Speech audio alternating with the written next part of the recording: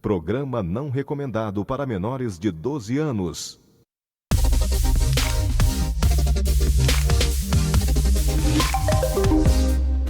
Muito boa noite, está começando agora o programa Tudo por Elas. Eu sou Carla Brazão e eu não estou sozinha, aqui comigo está ela e Arla Carolina. Boa noite, Arla. Boa noite, Carla. Boa noite, amigo, amiga aí de casa. Hoje o programa tá do jeito que a gente gosta, bem recheado de informações, né? Vamos tirar dúvidas, porque a gente tá com um assunto aqui muito importante, que é a cara do Tudo por Elas. O que a gente vai falar hoje, hein, Carla Brazão? Um assunto importante, um assunto que é tabu, um assunto que afeta todas nós, mulheres, mas que a gente tem vergonha, timidez, não gosta de falar, vamos ignorar, que é a menopausa.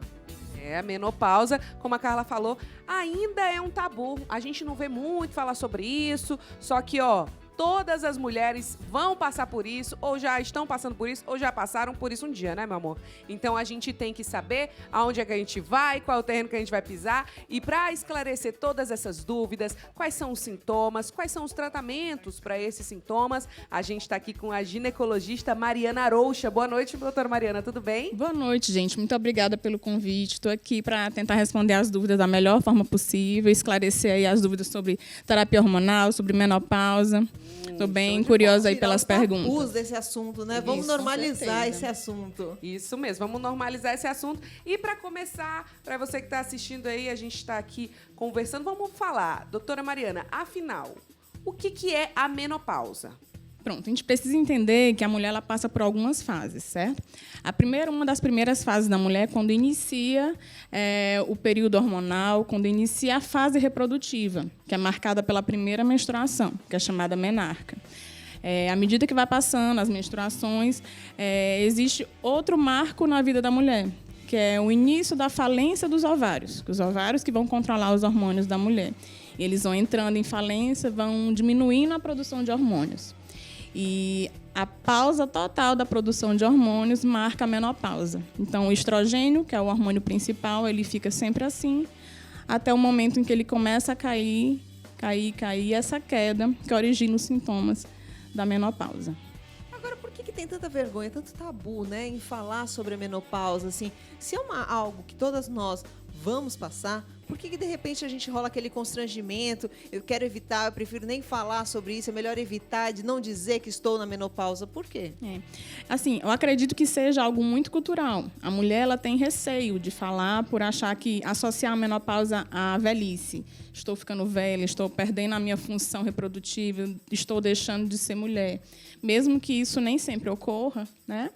Ela tem esse medo, acredito, que de declarar isso à sociedade, de que ela está deixando de ser mulher, está virando uma idosa, uma velha. E isso é importante retirar este pensamento. Por isso, muitas evitam falar até em consulta. A gente precisa interrogar algumas coisas, até em consulta. Elas buscam, às vezes, por outros motivos, e a gente interroga se está sentindo algo e tenta entrar no assunto a partir de alguma brechinha que ela deu lá naquela conversa. É porque, como você falou, fica no subconsciente, né, da mulher que ela está envelhecendo, que aquilo ali eu não estou passando por isso, porque concretiza que eu estou velha, que eu estou, sabe? E aí, muitas vezes, deixam até de ir ao ginecologista, né, mesmo sentindo vários, né, tendo vários sintomas, deixam de ir ao médico por preconceito, né? E pelo que a sociedade faz essa mulher sentir, que a gente estava até conversando aqui antes do programa ir pro ar, que muita gente tem um pensamento de a mulher não está mais reproduzindo, né? Não está mais menstruando, então ela não pode mais reproduzir. Então ela já... Vou colocar ali a margem, né, Carla? Que a gente estava até conversando sobre isso, né? Aí acabou, né? Como se a vida... Acabou, gente. Eu não posso ter filho, então não sirvo para nada? Como assim? E as outras qualidades que nós temos, né? E os nossos méritos como mulher. A vida é muito mais do que gerar uma criança, gente. Para nós mulheres, então, é além. As possibilidades são infinitas. Então, não se limite a isso. Se você está entrando aí na menopausa, não se limite a isso. Não se deixe levar por esse pensamento que para você está chegando ao fim. Não está. Pelo contrário, eu acho que pode ser só um começo. É só se redescobrir, não é não, doutora? E tem muitas mulheres novas mesmo que não decidiram não não ter filhos e aceitam essa ideia muito bem. Às vezes, a sociedade ao redor que não aceita, né? Que a mulher ela precisa obrigatoriamente ter o filho. Mas a gente pega hoje muitas mulheres de 25, 26 anos já decididas a não ter filhos, buscando até mesmo laqueadura, que seria assim, um dos últimos métodos que a gente recomendaria. Mas pacientes que têm, realmente, mulheres que têm consciência daquilo que querem, que não querem ter filhos. Então, assim, que a gente não associa a menopausa e a vida da mulher somente a isso. E, como a gente falou em sintomas, algumas mulheres não sentem os sintomas da menopausa tão claros.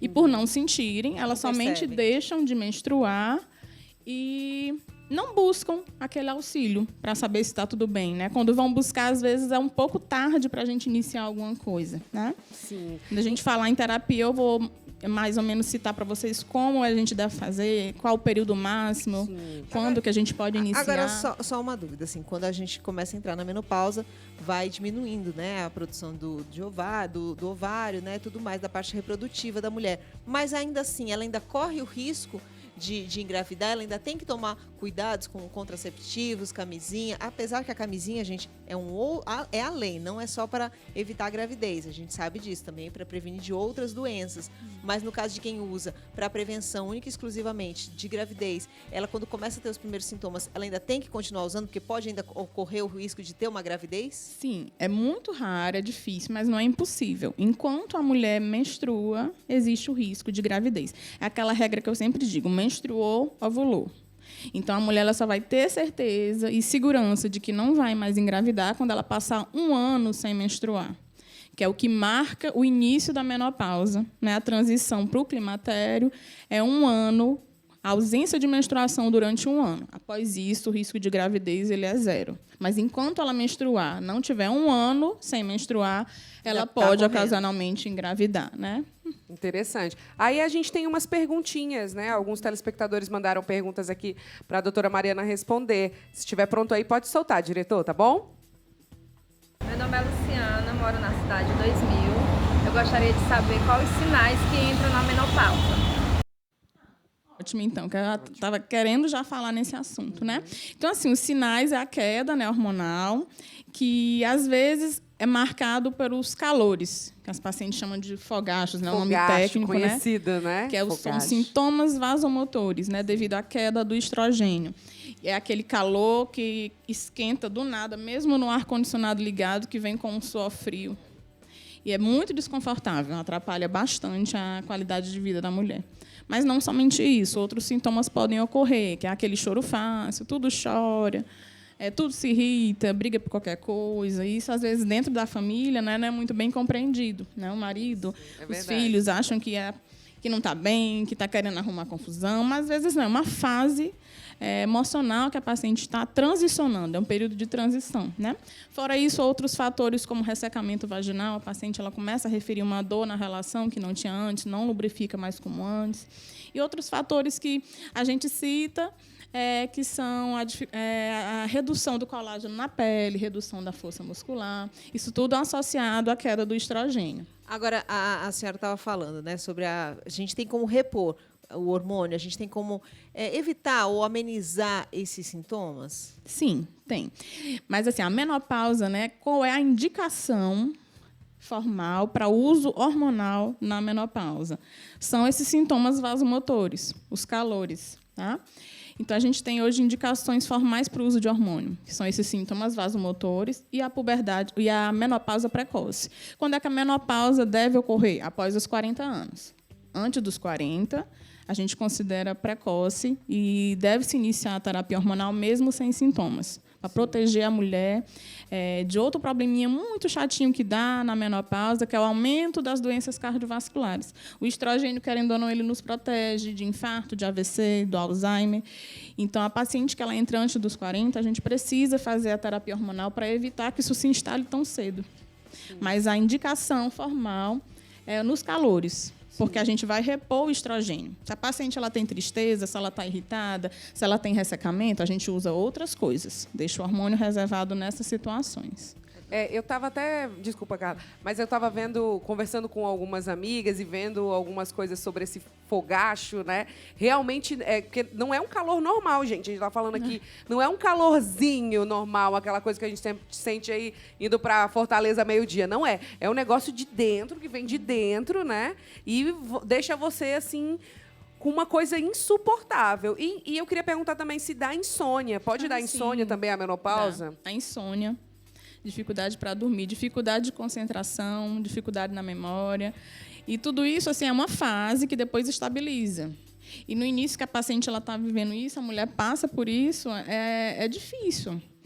E ela precisa de apoio, tanto de ajuda profissional, quanto compreensão da própria família, de que aquilo é uma fase que tem medicações que melhoram, tem hábitos de vida que melhoram, e o tempo também vai aliviando esses sintomas. Bem, a senhora agora há pouco falou sobre o Alzheimer e agora sobre a perda de memória. Isso também tem ligação direta com a menopausa, se a pessoa já tem casos na família, né, de doenças, né, relacionadas à perda de memória, como Alzheimer, ou outras doenças degenerativas do cérebro, ajuda a fazer um tratamento, uma reposição hormonal? Pronto, é uma pergunta importante? sempre que aparece. É muito interessante essa pergunta, porque assim, a gente não tem estudo comprovando que eu fazer na reposição eu vou evitar. Não é a única coisa relacionada, mas, por exemplo, uma mulher que tem história familiar de Alzheimer na família, se as duas forem desenvolver, vai desenvolver primeiro a que entrou na menopausa primeiro. Mas, assim, eu usar o hormônio como uma forma de evitar, a gente ainda não tem evidência atualmente disso. Que ainda é muito cedo, né, o estudo, mas assim, mas já tem é para ter ligação, esse porque cuidado. são as doenças, né, que ocorrem pós-menopausa. Entendi. Pronto. Mas a gente tem mais dúvida aí que os telespectadores mandaram pra gente. Solta aí, diretor. Meu nome é Daniela, moro no Aquiraz e queria saber se dores nas pernas, depressão, insônia, palpitações, também faz parte do começo da menopausa? Boa, a gente não tinha falado aqui das dores Na da perna, porque tem gente que sente mesmo, né? A dor na perna em si não está muito relacionada à menopausa, não. A gente sempre avalia Aquele outras cansaço, coisas. aquela né? perna, pode ser outra Pode coisa. ser varizes, pode ser alguma coisa na coluna. Não está muito ligado diretamente à menopausa, mas os outros sintomas que ela falou, sim. Inclusive a palpitação, essa ansiedade. Que é a consequência da ansiedade, né? Claro, a gente vai excluir outras possibilidades da palpitação, mas, no geral, a ansiedade leva a isso, né? A ansiedade, a irritação, a tristeza, faz tudo parte daquele espectro, né, da transição na menopausa.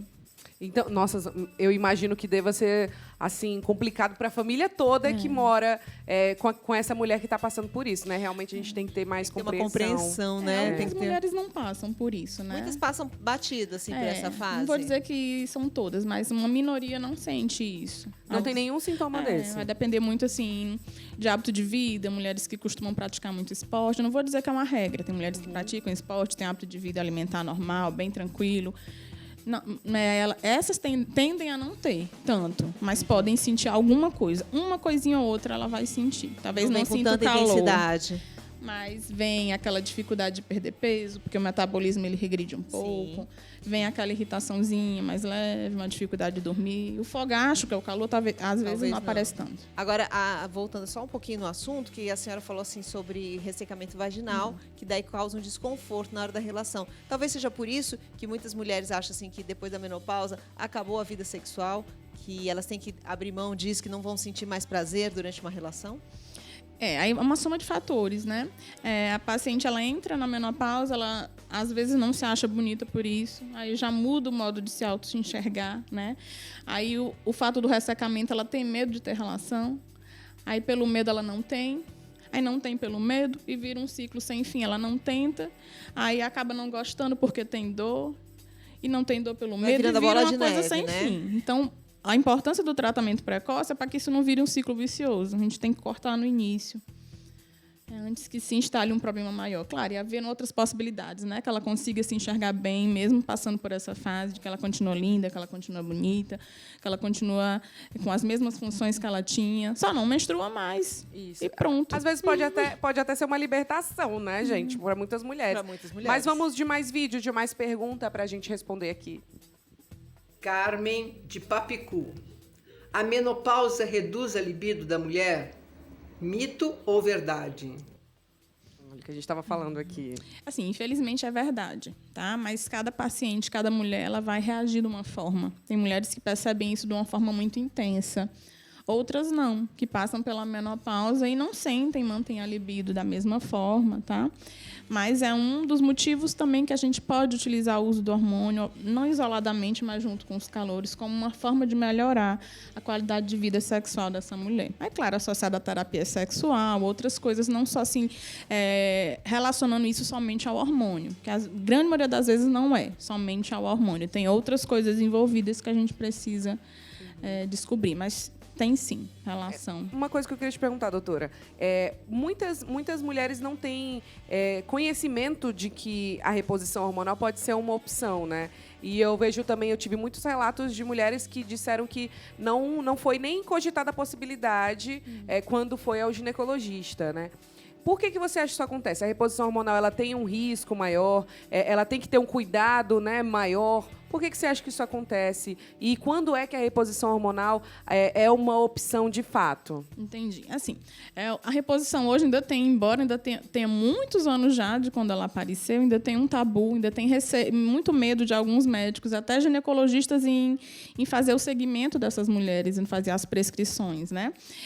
E uma das coisas é porque a gente confunde as contraindicações do uso do anticoncepcional, que são aquelas pacientes que não podem usar, com as contraindicações do uso hormonal. Mas, assim, quais as pacientes que não podem usar em hipótese alguma, tá?